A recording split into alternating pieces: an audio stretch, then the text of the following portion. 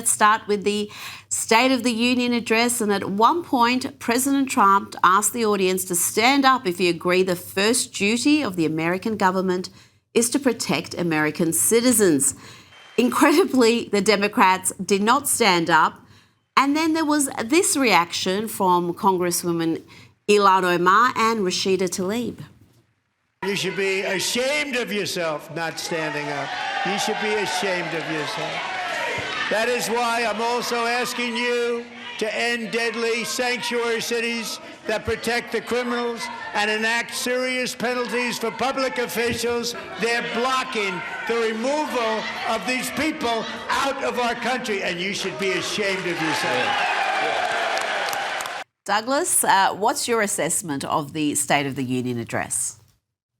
Well, there were lots of things that were extraordinary about it. It was, of course, I think the longest State of the Union ever done. It was about 2 hours by my count.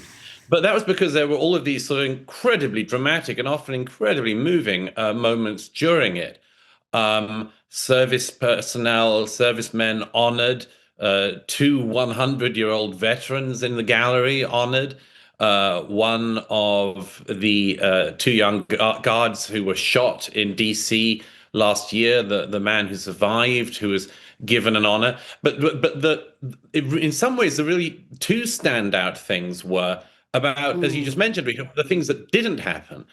President Trump said, stand if you agree with the statement that the job of the American government is principally to protect the American people and to protect the American people and prioritize them over illegal migrants. Stand up if you agree with that. And the Democrats stayed seated. I mean, that shouldn't really be that difficult a test.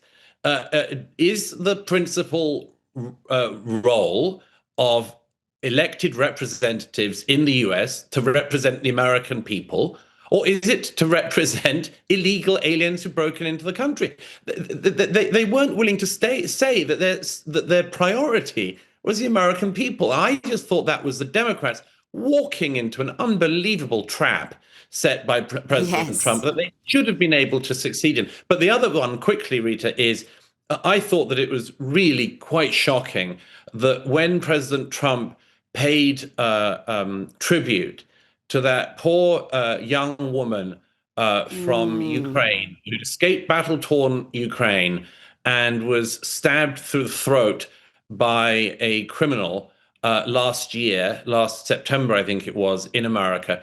President Trump paid tribute to her, and the girl's grieving mother was in the balcony, and the Democrats didn't stand up for her either. And that actually provoked some pretty visible shock from the president. But I thought that was pretty shocking to see. It doesn't take much to just show your sympathy for a mother who's lost her daughter in such terrible circumstances. Absolutely. I thought that was the most shameful moment in the whole thing, to see the Democrats take some sort of weird political stand and not just pay tribute to a grieving mother who was there to acknowledge what had happened to her daughter, which was a crime that shocked America. They